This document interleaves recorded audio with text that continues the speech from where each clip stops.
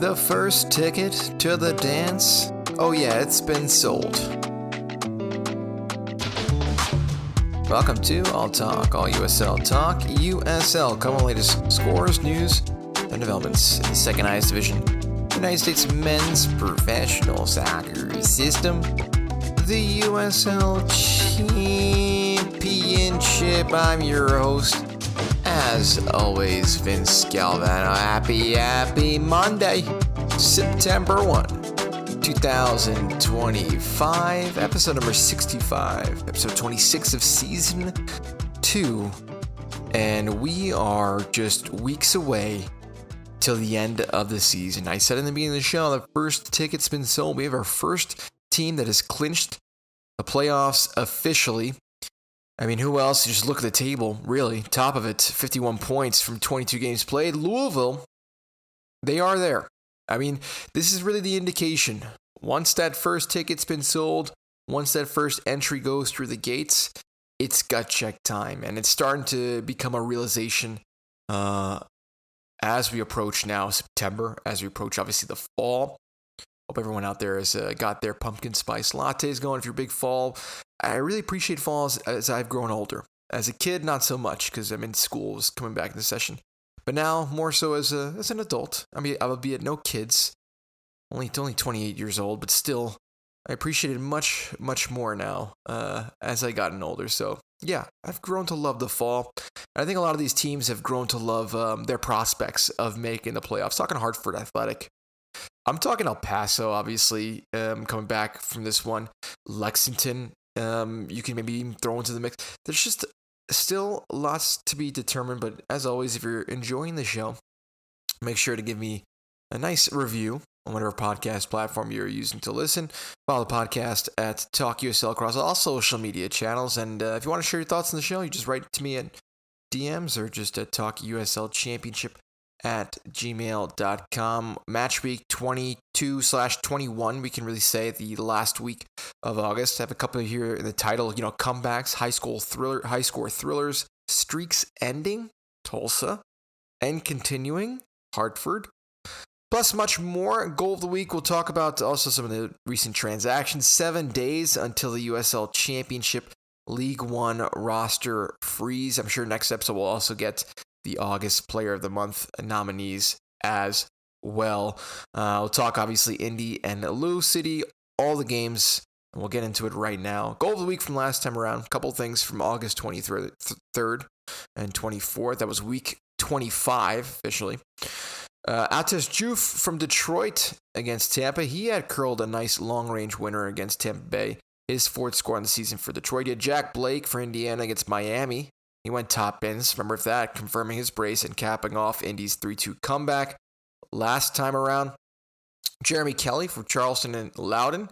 He opened the score for Charleston in the 15 minutes, opening his battery account in his ninth appearance with the club. And then he had also Robbie Dambro from Loudoun, the 30-year-old defender, bagging the 7th goal of his professional career, cutting the Charleston advantage. And believe it or not, it was Ates Juf with 68% landslide victory of the votes. Congratulations for getting the fans' choice goal of the week for week 25. 7 days until the USL Championship, as well as League One roster freeze. Nicholas Murray was reminding us in the Rondo, the official USL newsletter, a couple of transactions that had gone through this week. And we'll talk more in depth about Birmingham. We'll talk more in depth about Colorado. But elsewhere, you had Tampa Bay Rowdies adding Paul Marie on loan from San Jose Earthquakes. Defenders, Detroit City FC acquiring defender Isaiah LeFleur on loan from Philadelphia Union. Phoenix Rising signing veteran defender Rafael Sishos. And we also had San Antonio signing forward Kyle Linares. Hartford adding an experienced goalkeeper to their roster, John Berner. Lexington inked the midfielder Ferry to a contract extension. And then New Mexico United adding midfielder Carlos Mogel Jr. on loan from Louisville City. So a couple of things that we saw, but a lot of them coming from just kind of players in the MLS that haven't been getting the minutes now with only a week to go, saying, hey, maybe I just drop down a division and get some minutes and help bolster the rosters of some select sides. And we'll talk about really Colorado as well as Birmingham once we cover their matches. But first and foremost, obviously the big one, Leap FC. It was Leap FC week. Indy 11 hosted Louisville at Michael A. Carroll Stadium. The boys in blue enter the rivalry a bit on shaky ground. Indy sitting 8th in the East, clinging to that final playoff spot. Numbers, though, tell the story of why things are so fragile. A couple of numbers I want to cover before going into this game on the 11 season. So they've scored plenty. 32 goals in 20 games, and that's well above their expected mark. I think their expected mark was somewhere around 26 goals, so already outperforming that. But defensively, it's the other side of the story. They've been giving up 37 goals. It's almost 12 more than expected. The worst gap in the entire league. And that timing, you could say, couldn't be worse. 23 of those goals coming after halftime in the second half, 10 after the 76th minute. And that's cost them, believe it or not, 17 points from winning positions. Another unwanted league high. And if you took those 17 points and gave it to them, they'd be in third place right now in the Eastern Conference. So talk about margins. I think what's also interesting to mention here is that they have a veteran-heavy squad. Transition defense is something that's been getting them exposed. Pressure mountain. Coach Sean McCauley said after the cup exit, if you don't compete and don't tackle, you got no chance of winning. So this could have been a turning point in the season. On the latest chapter in the season, maybe perhaps slipping away. At home, 10,230 in attendance, and they got the show on the road quite well. And we've seen this from Indy. They come out of the gates like a house of fire. I'll say it again. They come out of the gates like a house of fire, and they secured their, in this one, getting the go-ahead goal. They stunned Louisville City early. Romario Williams scored in just the second minute. But then, as that sort of potion wore off, the visitors, Louisville City, started to settle in to Carroll Stadium. And they struck right before halftime. Aiden McFadden curling home a beauty in the 45th minute to level things up. And then in the second half, it was pretty much all Louisville City. They took control. Pair of headers from Kevin Lambert in the 49th minute, then Sean Tosh in the 56th, both capitalizing on set-piece deliveries, while Indy created more shots on target, roughly 7-4. Louisville clinical finishing, resolute defense, ensuring all 3 points and a playoff ticket. Their set pieces proved decisive in the night. Long throw-ins, corners, creating 2 second-half goals. They showed maturity and resilience, and this is typical of Louisville City, even if they fall down, flipping the script in a hostile rivalry environment. And then Indy's set-piece prowess, normally a strength, neutralized. It was solid defending for the marks of Louisville City on the night. Kevin Lambert ended the going-ahead goal in the 49th minute. Boston midfield with some energy and leadership. So, is Louisville City still the team to beat in the East? Yes. 11 straight playoff berth secured, 11 straight seasons. Louisville City again showed that they can adapt, grind, and win in multiple ways. Obviously, it was a bit of disappointment last season around postseason, so now it's time to equip themselves. We'll see what Danny Cruz does with the squad, as playoffs approach. If he's shifting things around or if he's really trying to get as much points as possible just to keep the momentum going. That's the thing to kind of be on the lookout for. But he did say on Louisville City size, he praised the execution on the set pieces, defensive discipline, and then, emphasizing that clinching playoffs is not the ultimate goal. The mission is silverware. 3-1, 3 goals, 3 points for Louisville City. They are the first team this season, 2025 championship season, to clinch that playoff spot. Talking of playoffs, last season, Rhode Island finalists, Eastern Conference champions against who they would knock out of the playoffs last time around, the Charleston Battery. This at home at Centerville Bank Stadium. Rhode Island peaking at the moment when it's necessary. Charleston Battery controlling possession here, but they couldn't find a breakthrough in a 1-0 loss. It was a scoreless first half. J.J. Williams delivering a decisive strike in the 69th minute, punishing the Battery in a game they largely dictated. 67% possession on the night in favor of Charleston, although not too many shots on target to show for it too. I think the defeat delays Charleston's chance to clinch the playoff berth, obviously, keeping them on 47 points.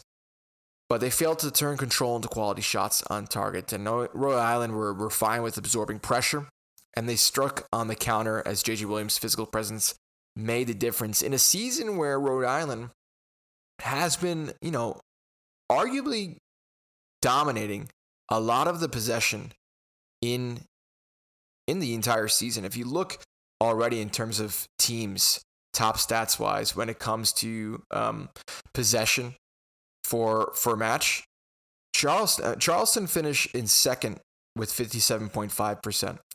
Rhode Island, though, 54.5%, just as much as Loudoun United, which is quite of a passing team as well. El Paso have shifted this season dramatically. They've held, on average, 55.5% possession.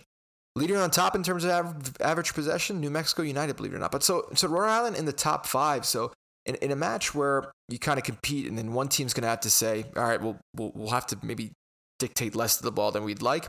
Rhode Island did so, and they got the counterattacking goal. Zamudio, to his credit, had made some key first half saves to keep Charleston alive before that decisive strike. And the question that you have in the minds of Charleston fans is, should you be worried after missing the chance to clinch the playoffs and obviously other Eastern Conference rivals in the table? Louisville have clinched. Not yet. I think Ben Pierman's side still comfortably. I mean, there's a huge gap. They're gonna clinch playoffs, obviously. But a loss, I think, is a reminder that dominance in possession means little without the cutting edge in the final third.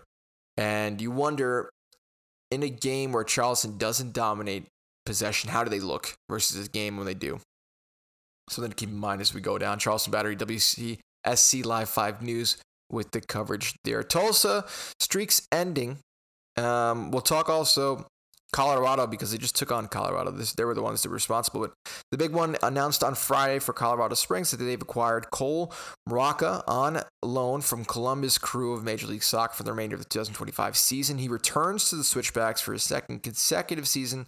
During a loan stint with the club in the 2024 campaign, the 19-year-old appeared in 10 matches, recording 346 minutes across regular season and playoffs. Instrumental in the Switchbacks' runs to the club's first USL Championship title, recording an assist on the game-winning goal in the Western Conference semifinal. So he is back after a little bit of a stint here at Columbus, still on loan, but what a player to get in lieu of potential playoffs around the corner. And what a win for the Switchbacks. They snapped Tulsa's streak. First loss for Tulsa in 14 league matches with a decisive 2-0 victory at Weidner Field. Scoreless first half, Jonas Feldberg set up Quincy Harriman for the 58th minute opener. The Switchbacks sealed it deep into stoppage time. Levante Johnson breaking away from a Tulsa corner, teeing up Cole Maraca, that's right, scoring his first USL Championship goal into an empty net. So there you go. Signings already proving vital in this one. Just signed and boom, getting that stoppage time insurance goal, giving the fans even something more to cheer about. 6,400 approximately in attendance. It was a great atmosphere. Adam Budry earning his third clean sheet, anchoring a resilient defensive performance from Colorado. Was this the night that Colorado Springs reinserted themselves into the playoff picture? That's the question. I think beating conference leaders in style, great atmosphere, fans, 12th man on full support. It not only ended Tulsa's unbeaten streak, but showed the Switchbacks can obviously still hang with the league's top sides, especially they're a team you could say arguably for big occasions if need be, and they built on this momentum. They could be a dark horse. I wouldn't say dark horse, actually. I wouldn't say that. No, they'd be back in contention for the playoffs, and a team certainly that you would not want to play given last year's playoff run and what's potentially, obviously, the sides changed a bit, but Quincy Harriman, Feldberg, these are solid players. I think you also have the likes of Marco Micheletto in the midfield, we know was one of the big signings off season. So with this win, they're right there. They are right there in the playoff contention spot, 8th place. New Mexico dropped out this week. We'll talk more about that. But don't count these Colorado Springs Switchbacks out. I don't think they want to be a team that we just won it and then we're not making the playoffs next time around. Detroit taking on San Antonio, splitting the points. Hard-fought 1-1 draw at Keyworth Stadium. Everything's always hard-fought Keyworth Stadium. Jorge Hernandez back, giving San Antonio the lead from the penalty spot in the 21st minute, calmly burying his 8th goal of the season. But Detroit responding in the second half with the big player, the latest acquisition from Birmingham, obviously one of the biggest switches mid-season that we've seen arguably this year. Kobe Hernandez-Foster, the best player of Birmingham, moving over to Detroit. He leveled on a scoring on a free kick in the 65th minute. Both sides pushed late. Defenses obviously holding firm to ensure a point apiece. Only 3 shots on target for Detroit, 1 on target for San Antonio. San Antonio in this one, though, extending its road unbeaten streak to 4 matches, showcasing some grit in a tough Detroit atmosphere. The draw keeps them 4th place in the Western Conference. Detroit's equalizer, highlighting San Antonio's, though, FC's vulnerability when it comes to be forced under deep pressure. Can San Antonio's defensive resilience hold off in the playoff chase? I think so. I think they can. Our Sports Central San Antonio FC news release there with the coverage. Loudoun taking on Miami, hopefully to seek some revenge from the May 18 loss at Pitbull Stadium when Miami upset Loudoun there. So this time around, back in Segra Field, a 3-1 victory for the hosts, avenging the last defeat. And they kept their playoff push rolling in this regard. Even so, it was an early own goal by Miami's Jonathan Ricketts that put the hosts in front. Francisco Bonfila's 25th minute header pulled the visitors level, his 13th goal on the season as he leads the scoring charts at the moment. After a tense spell that included Quimir Ordonez rattling the crossbar, Loudoun regained control in the second half. Ordonez struck his 3rd goal in as many games in the 53rd minute. And then obviously Zach Ryland having to get in the score sheet here, stealing the late win, coolly rounding the keeper in the 90th to secure all 3 points. They dominated large spells throughout, especially in the first half, showcasing one of the sharpest attacking displays of the season. 8 shots on target in this one for Loudoun. Zach Ryan's stoppage time strike not only ending Miami's hopes, but also marking his 25th career USL Championship goal. Ben Mines looked pretty good in this one as well, pulling the strings in the midfield, adding his 5th assist of the season. So, I mean, with this one, Loudoun back to winning ways, we can say. I think we can, right? I mean, they had the loss, as you know, from Charleston last time around. So back to winning ways here. Still in 3rd place, but North Carolina, Detroit crawling up a bit. Right, Hartford, don't sleep on them. It's not as big as a gap as between Charleston and Loudoun. That 13-point gap, and now we're talking 4.3-point gap. So they got to keep the momentum going. If you look at the schedule just upcoming for Loudoun FC, you have away to El Paso, home to San Antonio, away to Phoenix, home to Tampa Bay Rowdies. So you're open, I think, from those 4 games to get 7 points. I think so. I think you can afford 1 loss in the 4, sure, but you definitely want to get 2 wins from there, whether it'll be coming away at Phoenix or home at Tampa or home at San Antonio. El Paso is a tough cookie to crack. As we know this season, they've proved to be quite competitive, but we'll see what happens. North Carolina taking on Hartford, quite close in the table, these two. Hartford Athletic snatching a dramatic 3-2 road win in this one, extending the unbeaten streak to 9 games. Samuel Carriaga opening the scoring inside the 5 minutes, following up his own header off the crossbar. North Carolina, though, responded through Alex Anderson just before halftime. Then it was 1-1 going into the second half. And Raheem Somersall putting the hosts in front in the 80th minute. So it was good. A tough down to the wire. Hartford rallying back in Galena, deflected strike, leveled things up in the 86th. And then in stoppage time, Dispay rising highest to head home Samadia's corner for the winner. Hartford's fastest goal of the season clocked in at 4 minutes, 29 seconds, set the tone for a high-tempo start. North Carolina, though, twice in this match, clawing back momentum, couldn't withstand, though, Hartford's late push. And Hartford remains deadly when scoring first. Now 7-1-0 this season in such matches. England has been a constant threat. Dispay has been, with the heroic stoppage time winner. Goals come from a lot of different places, even with Mamadou Dieng out going to the MLS in Minnesota. We talked about that, right? So Hartford, a genuine playoff threat. Is this just a hot streak? This 9 games unbeaten, more than just momentum. It seems you can't stop them at the moment, or it's going to be a back and forth bloodbath of a contest. So, if this continues, this sort of fighting atmosphere of these players being in form, it's not just playoff bound, but you're looking possibly at a top 5 finish in the Eastern Conference. And that, if you told me back in March and April, heck, in May, I'd say you're crazy.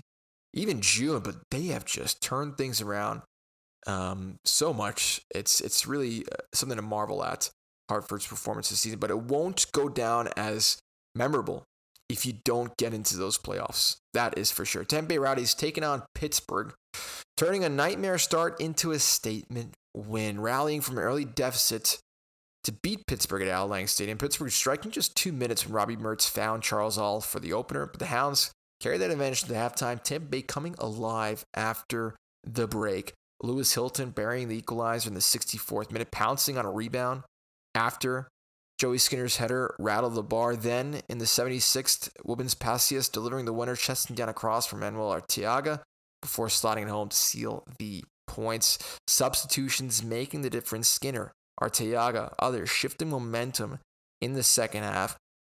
Now this win pulls the Rowdies within 3 points of a final playoff spot. So they still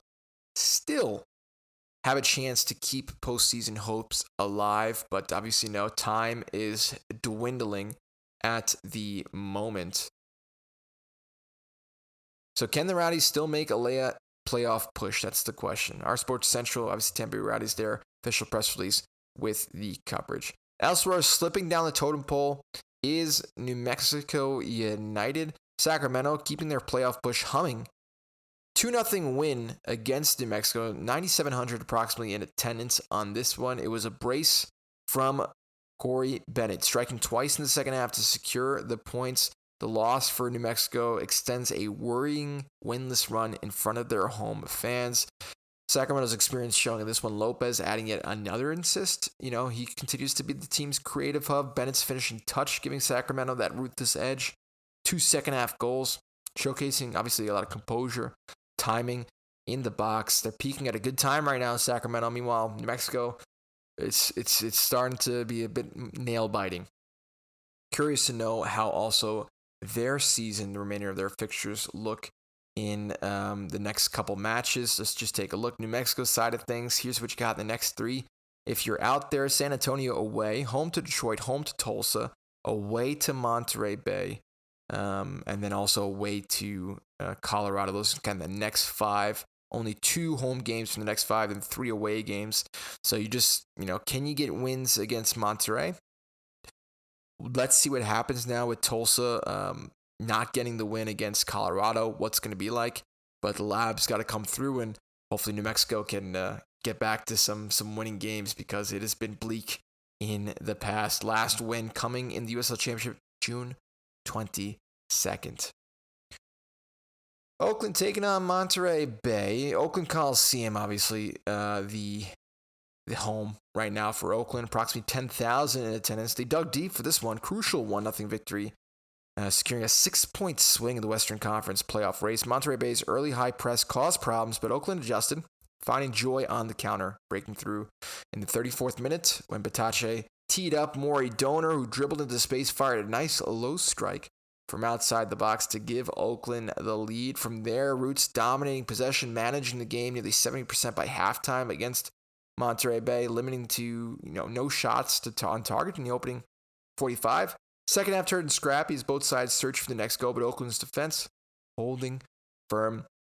Substitutes played a key role in seeing the match out, helping Oakland withstand Monterey Bay's late attacks. Kendall McIntosh keeping a clean sheet, saving both of Monterey's on-target efforts and commanding the box late under pressure. Benny Feilhaber praised 3 points as quote-unquote massive, noting the team's first half proactivity, substitute's role in closing out the game. He admitted Oakland suffered at times in the second half, but called it, once again, an incredible professional performance. Emily Fields there from the official press release of Oakland Roots. OC taking on Birmingham. This was a big thriller. Wanted to talk also about Birmingham. They announced on Friday to acquire defender Jackson Travis on loan from Colorado Rapids of Major League Soccer for the remainder of the 2025 USL Championship season. Birmingham CEO, Chief Soccer Officer Jay Heaps, saying that they're excited to add Jackson to the roster. He's a dynamic left back who not only brings pace, versatility to our back line, but also has the technical quality to get forward and contribute in the attack. A native of Jackson, Missouri, Travis returns to the Southeast after his soccer path brought him to the Rocky Mountains, where he joined the Rapids youth ranks back in 2020 before signing a homegrown contract with the MLS side in 2022. This season, with Colorado Rapids in the MLS. 21-year-old had made 12 appearances across all competitions, 11 starts for a total of 803 minutes. So taking that MLS experience, hopefully bringing it back to the fold, contributing to Birmingham here for the remainder of the season. Under the lights, though, Championship Soccer Stadium, also a hostile environment, finishing a 4-4 draw that more felt like a heavyweight slugfest than a standard league match. Birmingham striking first in 30 minutes through Amir Daly, but Ashton Miles quickly leveled for OC with the header off of a corner. The goals kept flying in from there. Ronaldo Damas restoring Legion's lead. Ethan Zubak converting a penalty to make it 2-2 before halftime. Then, second half, things just only escalated from there. Own goal by Latinovic, giving Birmingham a 3-2 edge in the 52nd minute. But Pedro Guimaraes answered moments later. Sebastian Tregarthen again nudging Legion ahead in the 62nd minute. But OC weren't going down without a fight. Chris Hagard to blast home the final equalizer 4 minutes later. From there, both sides pushed, but neither found the 9th goal in a record-setting night. 8 combined goals, marking the highest scoring game ever at Championship Stadium. OC showing a tremendous amount of resilience. It was a chaotic just showcase of attacking brilliance, albeit besides the own goal. It was bold attacking football from both sides in this one. And I have to see, in terms of new signing from Colorado Rapids, Travis in this one did quite well. 7.8 rating on FUTMob, according to FUTMob. 62 touches on the ball in this one, 4 out of 5 successful dribbles. So he was getting quite involved in the final third. It was a 5-back system for Birmingham in this one, winning 9 out of his 11 ground duels, 6 recoveries. So he's coming back, tracking up and down the left flank there, making things quite easy and making things also quite difficult. The likes of Bryce Jamieson, or the likes also of Nicole Chota, who was playing for the right back, right in the OC position. So shout out to him. Congrats on getting a solid left wing back for the remainder of your season. Birmingham. Las Vegas taking on Lexington.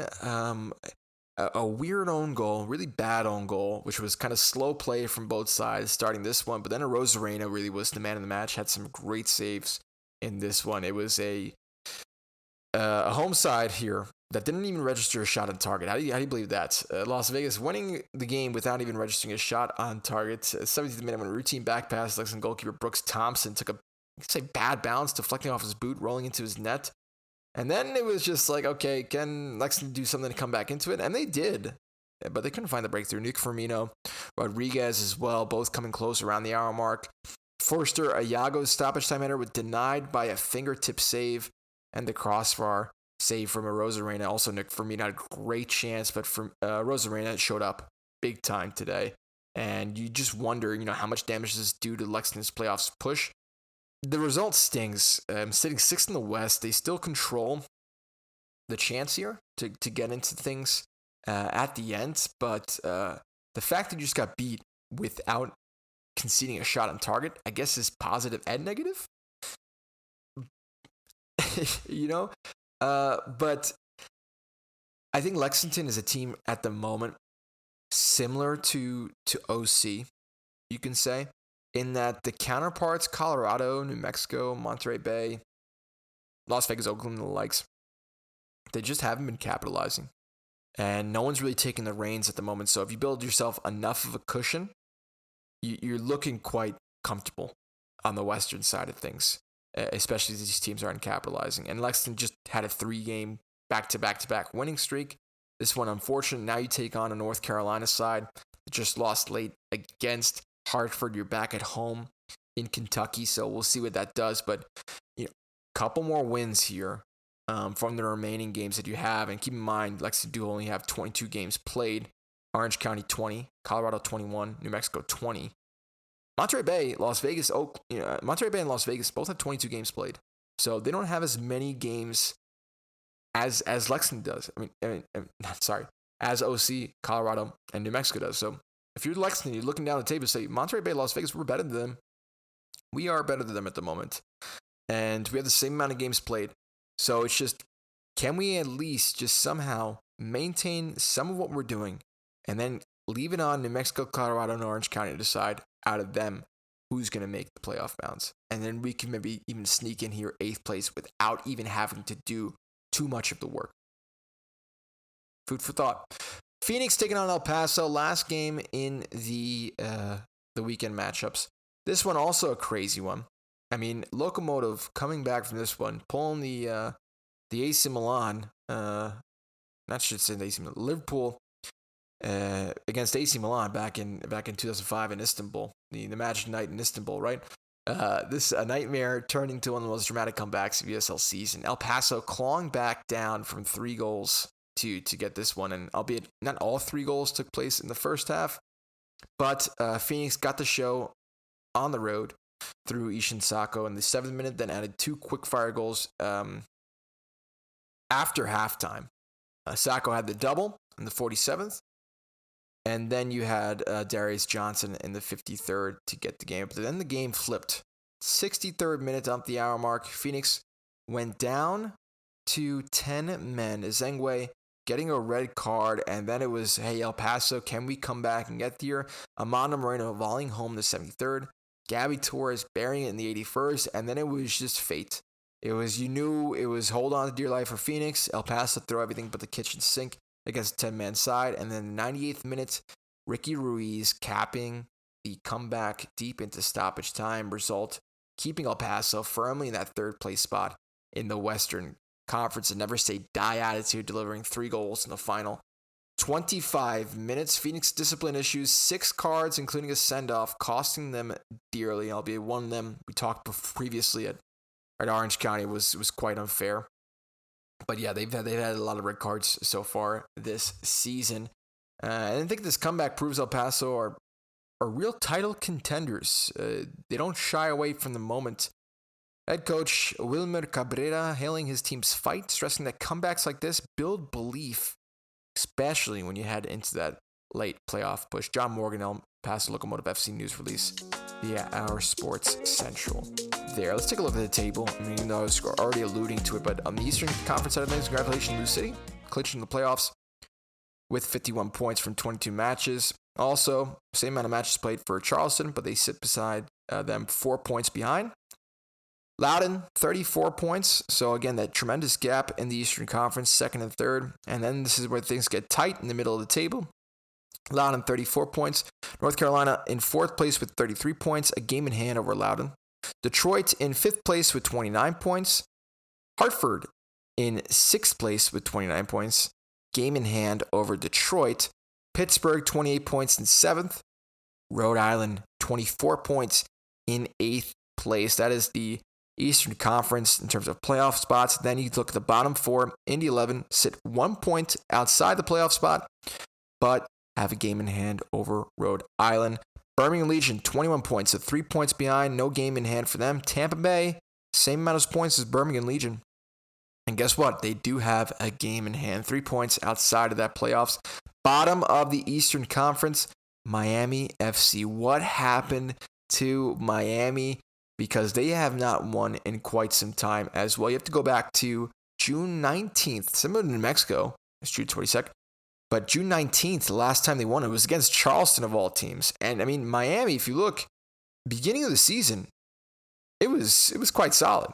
Beginning of the season, this time around, they looked quite good, especially in the months of April, May, going into June. Didn't lose too much, but since then, it has been a landslide. 3 back-to-back losses. And then look at who they have next. Hartford Athletic at home. Then you have Las Vegas. Then you have Rhode Island at home. And then you have North Carolina away. So it's not any easy games upcoming. You look in terms of table-wise, you'd say, okay, maybe we can take on Las Vegas. At the end of the season, we can maybe get a win against Birmingham Legion. But is 6 points really enough? Is 6 points enough? Most likely not. Most likely not. So time to worry for Miami. Time to push things forward. Montpelier's got to even score more goals to get and capitalize. And that would be a shame. I mean, to really finish bottom of the Eastern Conference again. And the fact that you have one of the best players in the league representing your team with most goals, Never a good look. You always have to question and scratch your head when things like that pop up. Elsewhere, in terms of what the table looks like on the western side of things, take a look at this one. From the western side of things, you have FC Tulsa still at top. Tremendous gap between them and Sacramento. This is an 8-point gap, albeit Sacramento do have a game in hand. Sacramento in second place, 34 points. Third place with 32 points is El Paso. Fourth place with 30 points is San Antonio. Now, San Antonio, Sacramento, El Paso, second, third, fourth, right? They all have 21 games played. Meanwhile, behind them, Phoenix with 22, Lexington with 22 matches played. So there you go, a little bit of insurance there. Phoenix rising in fifth place with 29 points. Lexington in sixth place with 28 points. Then you have OC, which is interesting because OC, the likes of New Mexico, the likes of Oakland, do have the least amount of games played, 20 so far. So OC are currently sitting seventh place, or can you really say sixth place, tied 28 points. But, I mean, you win. You get those 2 wins in hand. You're looking at being in third place, or second, not in the third place, but within the upper echelon with El Paso, Sacramento, and San Antonio. Colorado Springs, 21 matches played, 27 points. New Mexico, 27 points as well, albeit a game in hand over Colorado. Colorado still ahead there, clinching off the playoff spots. Then you have Monterey Bay with 22 matches played, 24 points. Las Vegas with 23 points in 11th place. Oakland at the bottom with 21 points from 20 matches played in 12th place. Next up, in the first weekend of September, I imagine a lot of coverage. There'll be international break in European football elsewhere. So, great chance to watch USL Championship action. Get a chance. By the way, if you're still listening to this and you have friends that are watching Premier League, watching the Liga, watching Bundesliga, watching Serie A, tell them, hey, international break, I'm sure you're missing your football. You want to watch some football. Come over. Let's watch some USL. We'll get the beers going, get the grill going. Still Labor Day around the corner, right? Enjoy a nice Labor Day weekend. But besides that, here's how things are looking. September 3rd, 7:30 p.m. Wednesday, Hartford host Indy 11. Then on Friday, a couple matches, 2. Lexington hosting North Carolina at 6 p.m. Eastern. Then you have Phoenix Rising hosting Las Vegas Lights, 10:30 Eastern, 7:30 Pacific. Saturday for the boys, Saturday for USL. 2 games at 7 p.m. Eastern, 4 Pacific. Detroit hosting Orange County. Rhode Island hosting Louisville City. That's going to be a great game. Charleston, then half an hour later, will host Indy 11, 7:30 Eastern, 4:30 Pacific. Same time, you'll have 2 other games. Tampa Bay hosting Sacramento. Miami hosting Hartford. 8:30 p.m. Eastern, 5:30 Pacific. FC Tulsa hosts Birmingham Legion FC. At the same time, San Antonio hosting New Mexico United. 9 p.m. Eastern, 6 Pacific. Colorado Springs hosting Monterey Bay. Same time, you also have El Paso hosting Loudoun United. And then finally, on Sunday, Oakland Roots, 4 p.m. Eastern, 1 Pacific hosting Pittsburgh Riverhounds on Sunday, September 7. Everyone, hoping you're well. Thanks again for listening, and we'll talk soon after a while. Peace.